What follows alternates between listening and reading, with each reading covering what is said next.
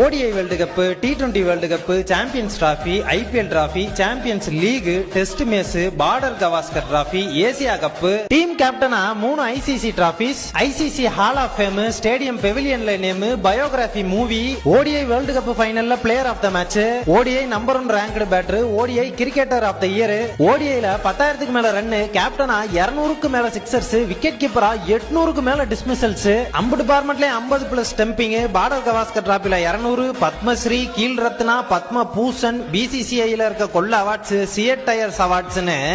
இதுல எதவாச்சும் 1-2 பண்ணாலே பெரிய சாதனையாளரா. ஆனா அது அம்புட்டையும் அசால்ட்டா பண்ண ஒரே ஆளு